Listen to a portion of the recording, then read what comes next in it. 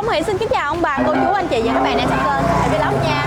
Cả nhà hiện tại thì Song Hỷ đang có mặt tại Chi Lăng, Tịnh Biên. Thì hôm nay trong những cái video của Song Hỷ cũng khá là đặc biệt luôn. Đợt vừa rồi thì trong dịp Royal Haji á, thì Song Hỷ có chia sẻ với bà cô chú á, là đám cưới của người Chăm. Còn riêng ngày hôm nay á, là sẽ lấn sân vào khu vực của Tịnh Biên. Đó là đám cưới của người bà con Khmer. Và những cái đám cưới của bà con Khmer thì rất là lâu rồi Song Hỷ mới quay trở lại.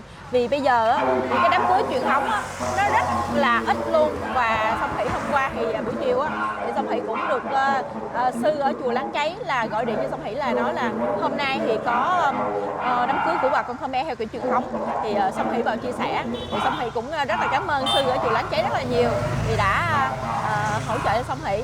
Và ngày hôm nay là một cái video là về đám cưới người Chăm theo kiểu truyền thống. Và hầu như bà con Khmer thì sẽ không còn giữ cái truyền thống mà sẽ bị giống như là nó sẽ không giống như mà nó sẽ là bình thường thôi. Vì nếu mà làm theo kiểu truyền thống thì nó sẽ rất là nhiều công phu và nhiều tốn kém, nhất là ở bên hai bên gia đình. Và đám cưới thường tổ chức ra là trong 3 ngày. Giờ thì Song Hỷ sẽ cùng với mọi người để khám phá một trong những cái đặc trưng và văn hóa của bà con Khmer ở An Giang nha.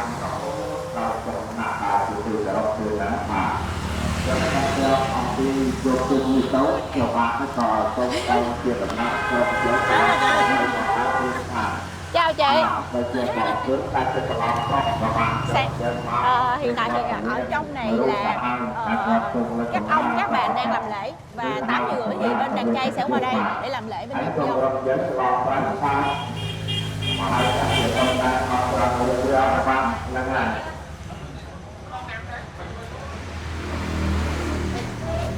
Bây giờ là sẽ đặt lễ cúng ở trên này, có ông các bà đến để mà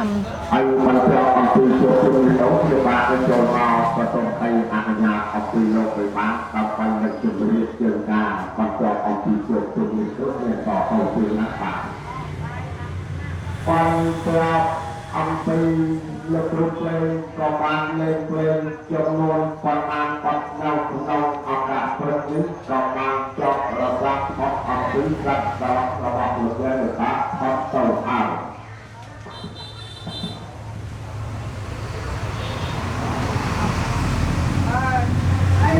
nông ngày tập quay rồi hai bác phòng về bà trong đây có gì là những cái gì đó còn làm mấy cái là ta cũng phải chờ tê rồi bà cũng không đối tới thì cả sai nó có qua tới hàng nghìn lúc ta một lần là ta nó một thầy lê rồi chứ và một thầy lê rồi đang chấn nên hà là đâu và có sự hoàn đấy tôi chỉ muốn nó bỏ qua và nó ta nó hàng nhà ta cũng còn hàng kia ta một của cây nặng cây lâu các tôi chơi là ta chuyện ta có kéo ta lúc người ta đã có sự chọn chào sang ta thì tôi ta có một con ngày đi một con và con ngày đi các bà con các cháu các cháu tại cả và nó nói tôi là tôi chuyện trong má con cha là tôi cha các cái chuyện nó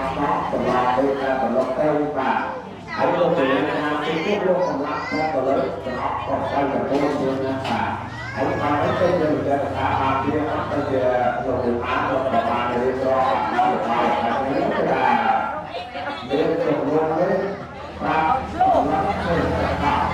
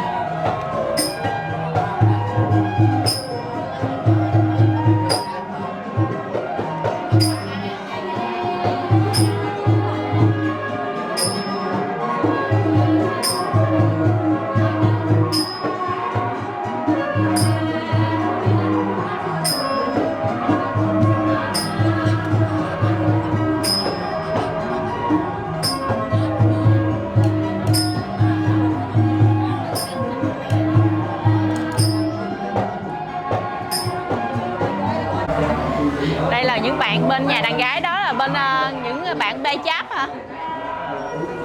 Bên mình mặc áo mà có cái tràng là bê cháp hả? Hay sao?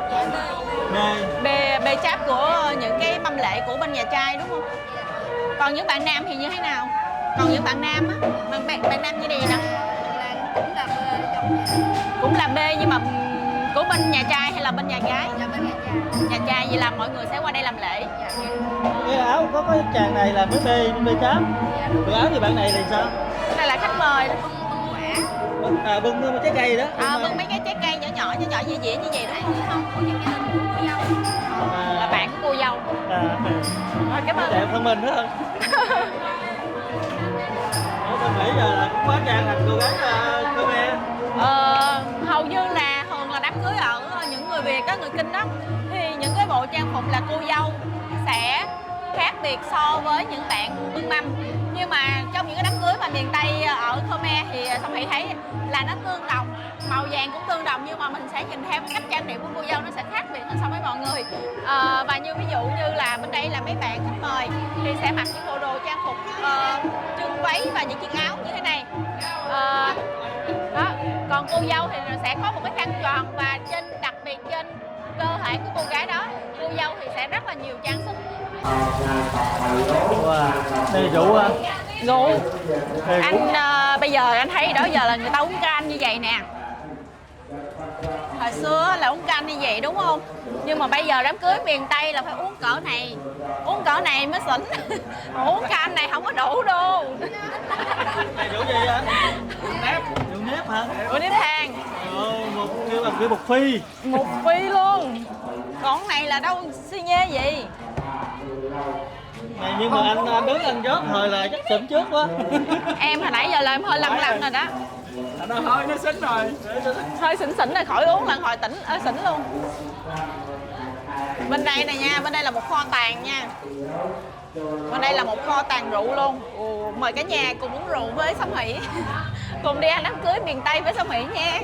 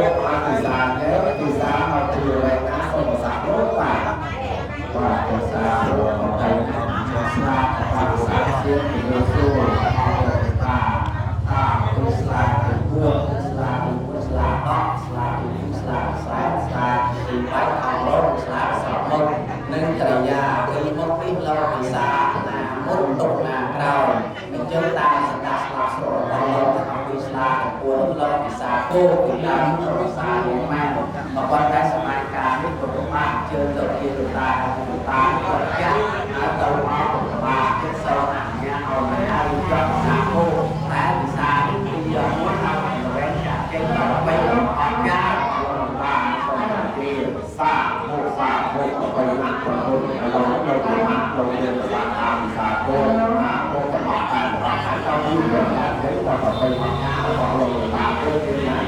ai nói đến cái việc mà tập của các của nó sẽ có đào tạo ngay cái táo thì là một số cái sản phẩm và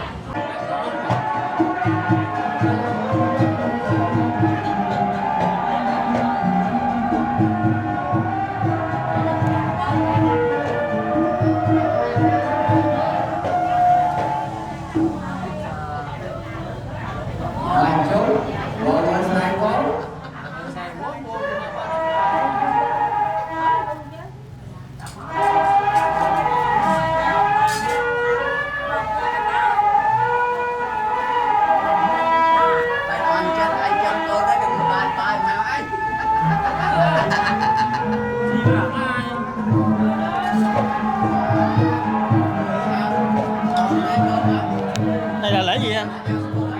Đây lễ cái này ăn dòng cơm. Dùng cơm. Đúng rồi, dòng cơm.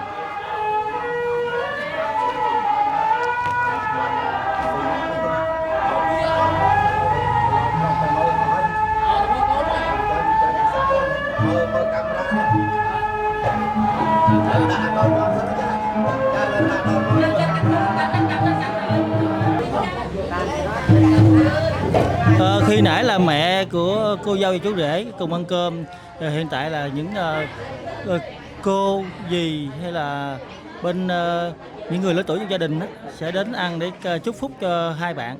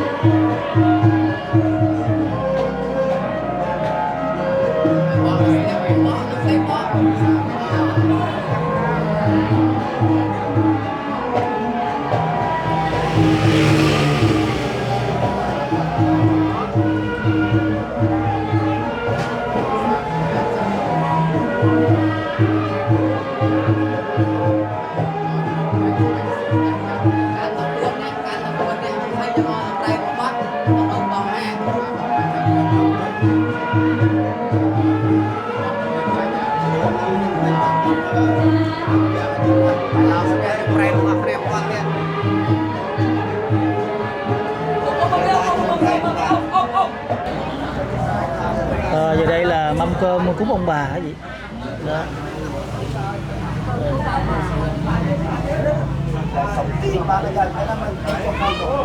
Đặc biệt ở đây là có một cái chén cơm là có để lên cái đèn cày nè.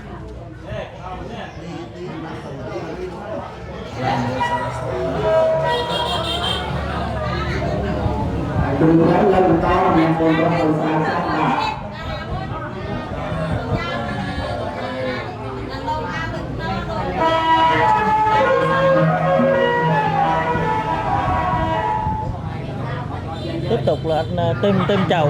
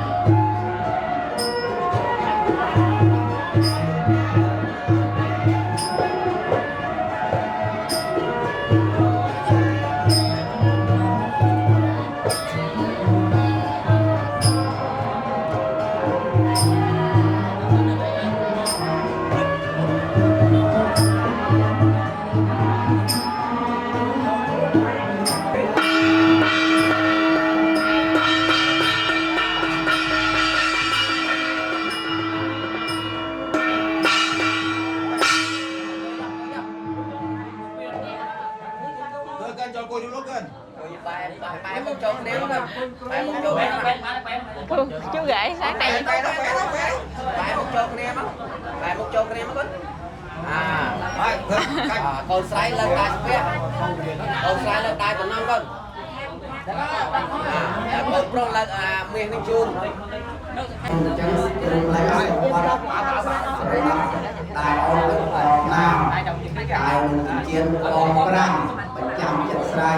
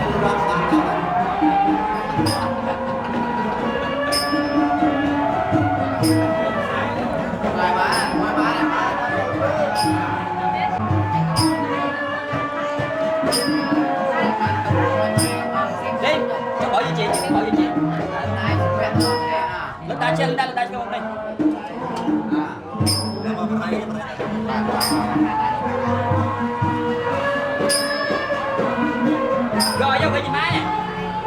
Vô cái gì má.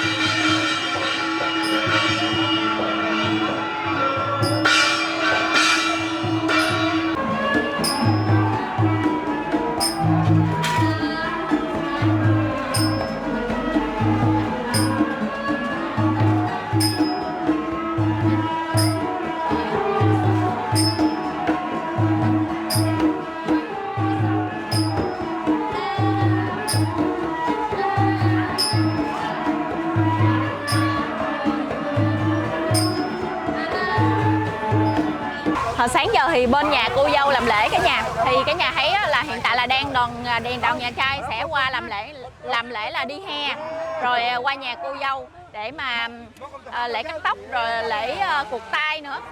Giờ là đang mâm đòn này là sẽ bưng 36 mâm.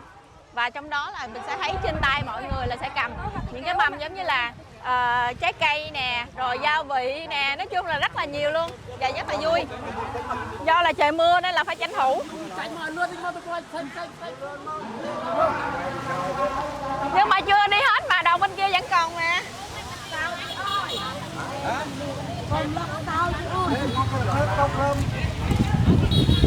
Rất là vui luôn, mấy mâm mấy cô chú cầm bay bay bay.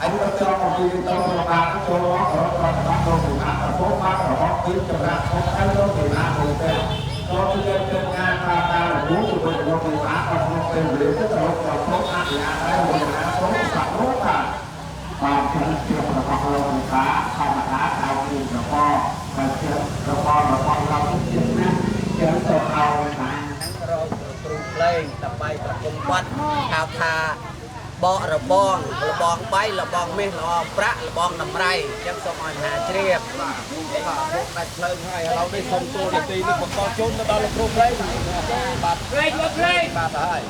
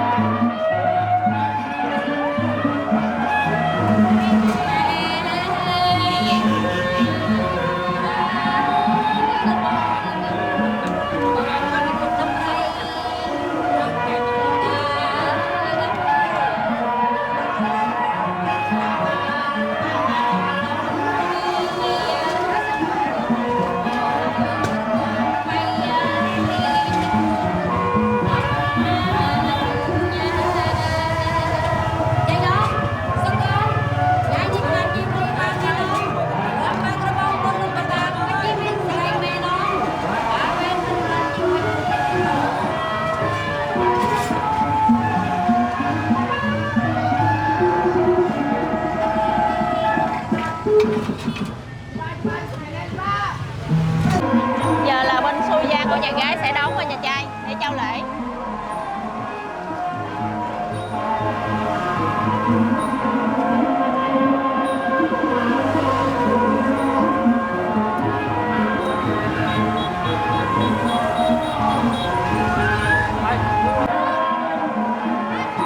Dâu sẽ đi đón chú rể. Cô dâu.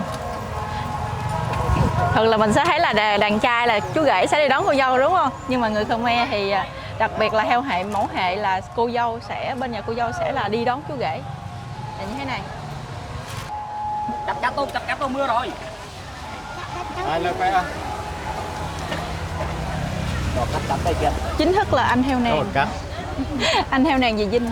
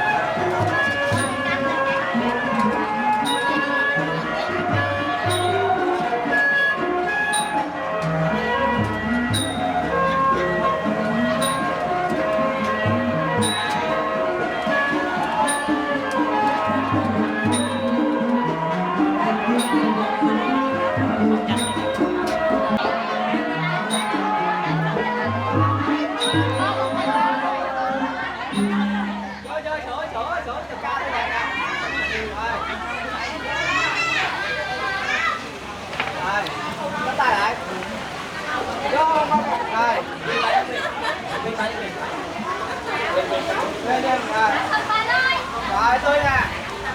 Lấy tiền đi. À đúng rồi. Rồi. Không chưa.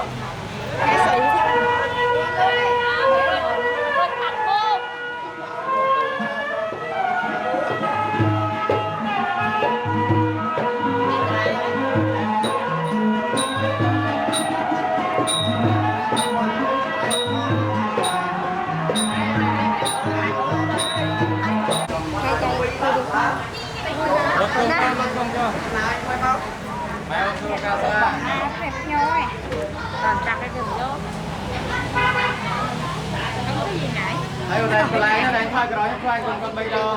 Đây cái cành nó.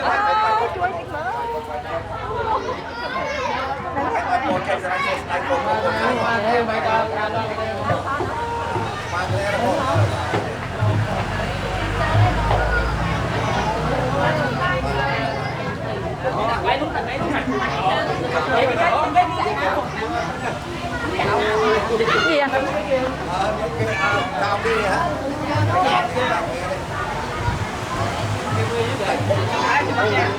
Cùng lo này bài mà khăn đi nó. Không đây cái này. Bộ mà khăn đây. Bộ hai con ăn.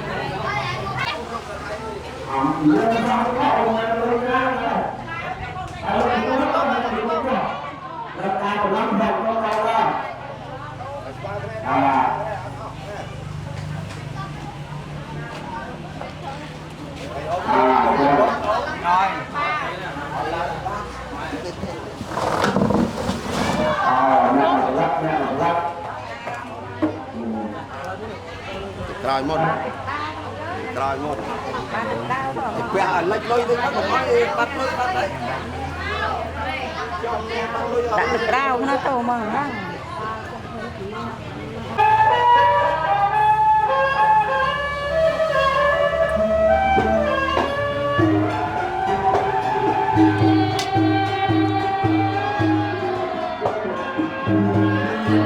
Bây giờ là lễ cồn tay. Hãy subscribe cho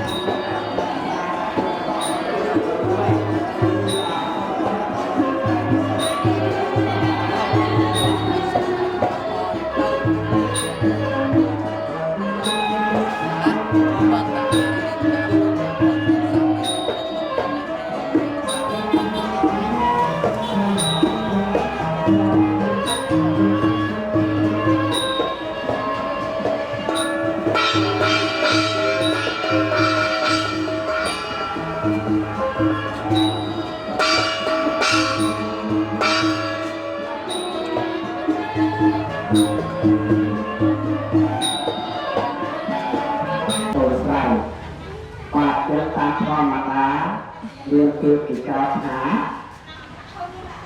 អ្នកកូនប្រុសនិងអ្នកកូនស្រីអ្នកបន្តដៃជួយឲ្យដាច់គេកាត់សក់តាំងពីថ្ងៃមុនខែមុនមកដល់ថ្ងៃនេះបាទធ្វើពិធីកាត់សក់ទេពិធីកាត់សក់នេះគេធ្វើប្រវត្តិក្នុងអង្គការនេះគឺមានន័យដល់ទៅលោកទូលាយបាទដូច្នេះហើយពិធីកាត់សក់នេះគឺខាងដើមដែលប្អូនប្រុសនិងប្អូនស្រីទាំងពីរតាមឡើងគាត់គ្នាគាត់ក៏រៀបអានតាមសេចក្តីរាយការណ៍ធម្មតាទេដល់ថ្ងៃនេះបាទការមុននោះទៀតតគ្នារហូតដល់ទូបាទទៅយូរទៅប្រឡប់ហៅបងដល់មួយថ្ងៃកាត់សក់អារឹកមកដល់ការខុសនេះហៅថាស្វាមីចឹងបាទទូដែលជាបដៃនោះគឺកាត់ពេកខាងតាមទៅចោលហើយដល់ថ្ងៃនេះឡើងចូលទៅជាស្វាមីហើយជាស្វាមីបាទហើយចំណាក់អាកូនប្រុសការខាងតាម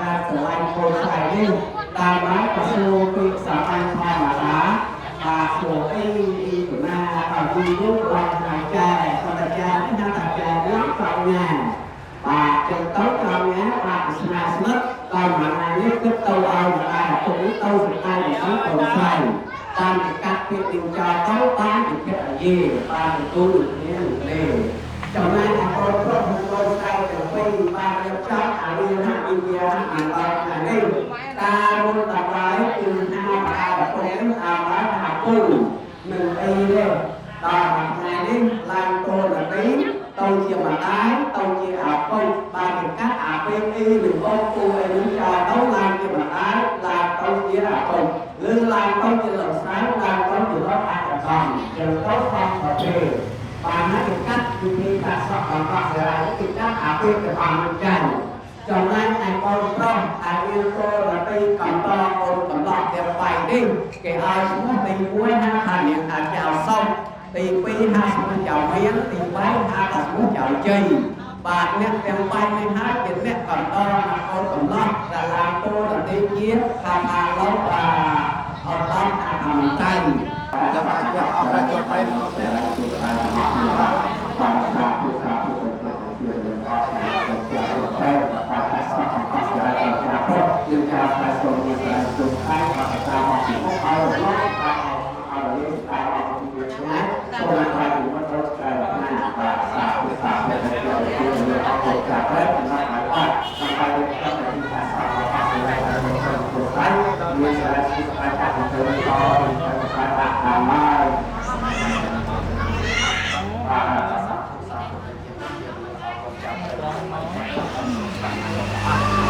cara yang kita sapa saya berapa ini saya cari ini orang tahu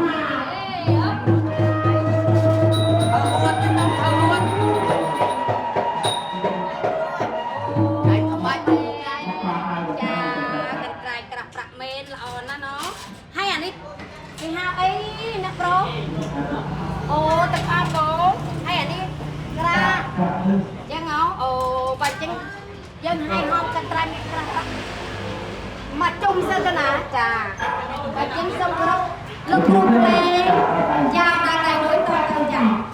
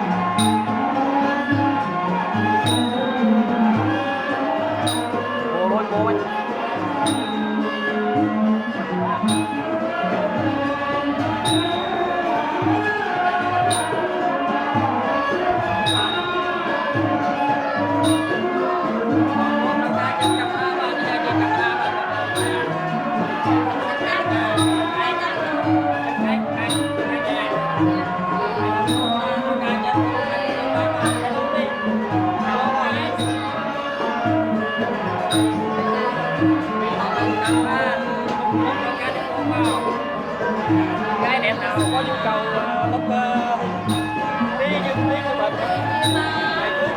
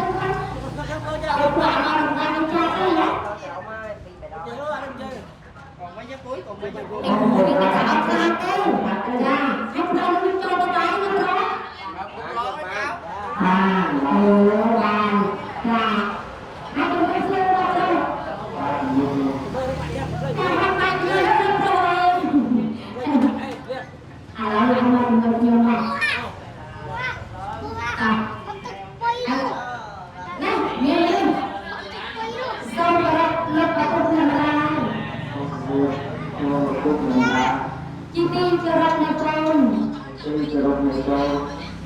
Ghiền Mì Gõ để không bỏ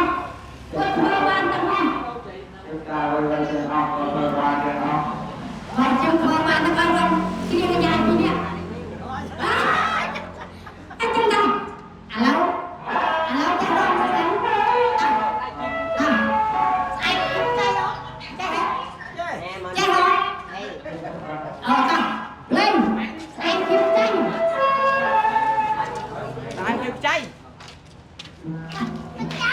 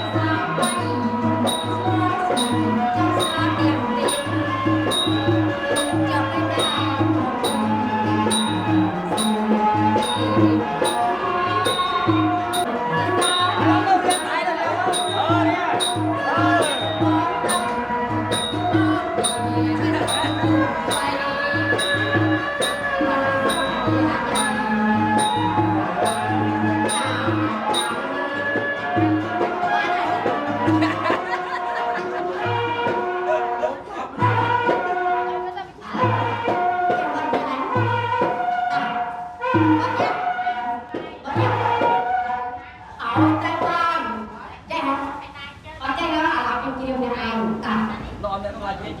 cả còn đâu còn anh qua chào anh alo anh cho người lên là mặt tạm Lên đi, nhảy theo.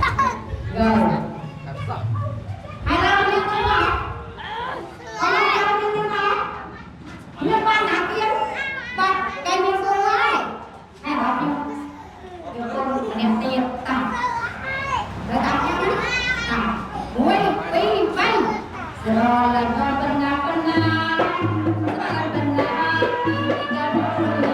Nhảy theo, làm theo cái bà đi.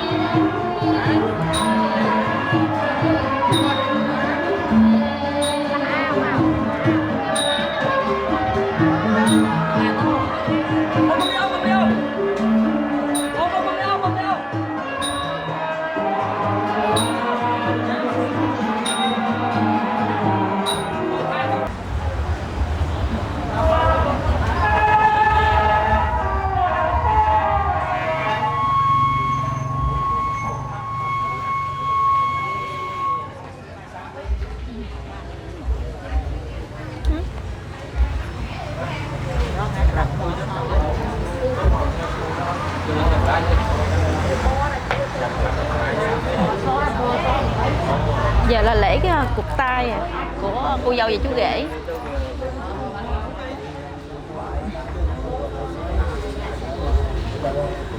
Sẽ được các những người uy tín nhất trong làng để làm lễ tay.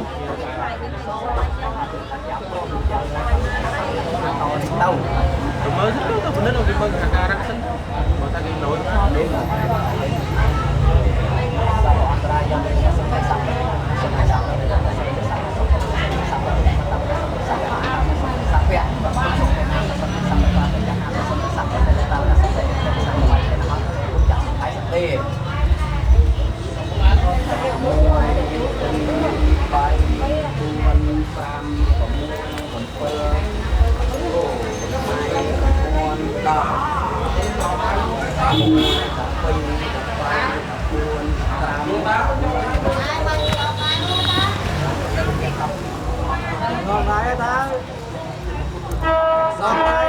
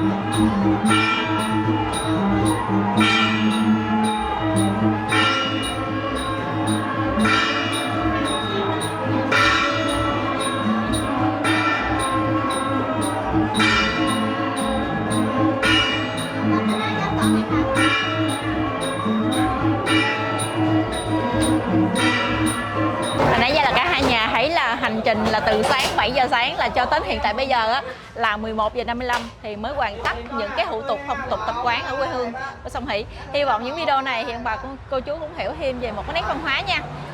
Nhưng mà chút xíu nữa thì sẽ đại tiệc bên kia, nhưng mà Song Hỷ sợ có nhạc, nếu mà có nhạc á thì Song Hỷ không chia sẻ được, rồi có nhảy lâm thon nữa. Còn nếu mà không có nhạc thì Song Hỷ sẽ chia sẻ chút xíu cho bà cô chú hiểu thêm nha. Sáng nay thì một hành trình rất là đặc biệt luôn, là gần 3 năm nay thì Song Hỷ mới quay trở lại để mà quay chia sẻ đám cưới của người Khmer, để gửi đến ông bà cô chú. Hy vọng những video này ông bà cô chú sẽ xem vui và hoan hỷ cho Song Hỷ nha. Để Song Hỷ vào trong đám cưới xem thử món ăn hôm nay của đám cưới của cô dâu chú rể thì có khác biệt gì không nha. Ôi, nhưng mà hình cổng cưới rất là đẹp. Đây. Cô dâu với chú rể là lựa tông màu là màu xanh mi nưa, sáng bằng bạc luôn.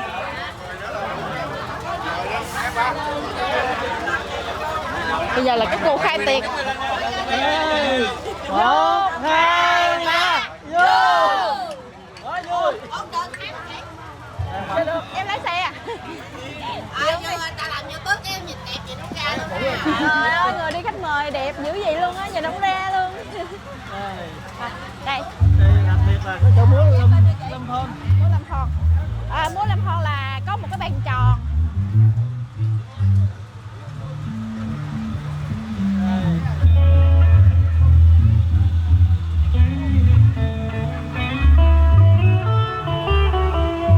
Cái bàn múa lâm thon là nó sẽ tròn như thế này, và có những cái loại trái cây, chuối, mít với lại trái dừa với lại hút nốt như thế này. Đó, là mình sẽ múa quanh cái vòng. Chứ qua bên chỗ với chị làm bếp luôn đi. Từ đây còn sớm thì khách mời chưa đủ. Tiếp tục là mình sẽ qua bên khu làm bếp. Chào mấy chị nha. Món này là món bò né hả chị? Bò né. Bò né, bát bủ. Cái này là cái dĩa nhôm một cái nữa. Bây giờ ăn này để trên thôi, lớp trên thôi. lớp trên. Cái dĩa là bằng inox nữa thôi. Dạ. Cái dĩa để nhúng vô. Ở đây là tứ ngũ. Ở đây là ngủ. 1, 2, 6 lần 6 món lần. 6. 6 Lục món. 4. Hôm nay là chị đang chiên nè đó. Đây là hầu như là bây giờ là mình rất là tiện, là mình có thể thuê họ nấu ở nhà, ở nhà hàng, xong mà đi qua đám cưới chuẩn bị tất cả luôn cho mình, là mình chỉ việc là mình đãi khách thôi. Đó, bên đây là cá chép. Cái này là kêu nem công chả phượng.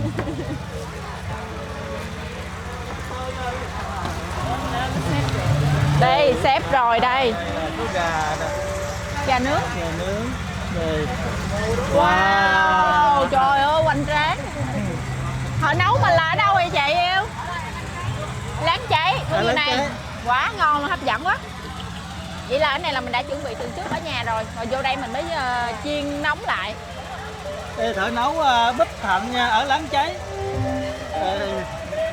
Món lẩu là món lẩu gì chị? Lẩu cua đồng. Wow, vậy là từng khâu hết. Lẩu cua đồng rất là ngon nha. Rồi có lẩu là đủ nhậu luôn rồi. Một mâm tiền như vậy mình không biết là khoảng bao nhiêu tiền á. Một mâm tiền như vậy nè chị, là toàn bộ trong mâm đó là khoảng bao nhiêu tiền một mâm? 1,8 triệu là mấy món? 5 món. 5 món mà có 1,8 triệu à. Nhưng mà món full bự luôn đó. Trời ơi, quá nhiều luôn. 1,8 triệu quá rẻ. Nếu đi nhà hàng cái lẩu phải chừng 600. 600 đến 800. 1,8 triệu quá rẻ luôn. Đợi đi nào đám cưới em caramel đem đặt. Ủa rồi em trả nha, giờ em đem về nha. Em đem về cho đất. Ở khách giờ này vô đông lắm. Ở trong này là buổi tối là mọi người múa lân con rồi. Trưa nay thì sau khi mà dùng tiệc xong á, mọi người sẽ múa tiếp tục. Hẹn 2 giờ trưa mọi người sẽ đi qua đây. Bên nhà cô dâu hẹn Song Hỷ là múa Lâm Thon không? Ăn xong đi rồi mình sẽ lên đó mình múa. Nhưng mà chắc là cái này là có nhạc rồi nên Song Hỷ không có quay chia sẻ với bà cô chú được. Chỉ quay cái khung cảnh ở đám cưới của miền Tây thôi. Hy vọng bà cô chú xem video vui và hiểu thêm về văn hóa của quê hương của Song Hỷ nha. Giờ thì xin chào và hẹn gặp lại tất cả bà cô chú anh chị ạ. Bye bye cả nhà. Song Hỷ xin chào cả nhà. Cảm ơn bà cô chú đã luôn đồng hành cùng với Song Hỷ và ủng hộ kênh Song Hỷ Vlog nha. Hiện tại thì Song Hỷ đang có một số mặt hàng của địa phương mình. Đó là đường mật hút nốt nguyên chất 100% thủ công và được đồng bào Khmer được làm ra thủ công bằng tay nha. Và cái này là nguyên chất 100%. Và sau lưng của Song Hỷ là có một cây là đó là cây hút nốt. Và cây hút nốt này thì Song Hỷ là lựa những cây từ 70 năm đến 100 năm. Thì những cái cây đó thì Song Hỷ sẽ làm đũa hút nốt. Một hộp 10 đôi có giá là 120.000. Và trên vai của Song Hỷ là có một chiếc khăn. Khăn này là khăn dệt của đồng bào Chăm. Thì một cái như thế này là 150.000. Và kèm theo đó là quê hương của Song Hỷ là Châu Đốc. Thì Châu Đốc thì có mắm nha, mắm linh nè, mắm sặc nè, mắm thái nè, mắm chốt nè, mắm chèn nè. Và cũng có nhiều loại mắm khác nữa nha. Rồi khô nè, khô cá sặc bổi nè, khô cá dứa nè, khô cá lóc, khô cá lằn, khô cá kết, khô cá chèn, vân vân và vân vân. Và có thêm đặc sản nữa là nước mắm cá linh non. Ông bà cô chú nào có ủng hộ sản phẩm đó thì liên hệ với Song Hỷ số điện thoại là 0344 22 6262. Số đó của Song Hỷ là có Viber, Zalo luôn nha ông bà cô chú. Bây giờ thì Song Hỷ cảm ơn bà cô chú nha. Bye bye.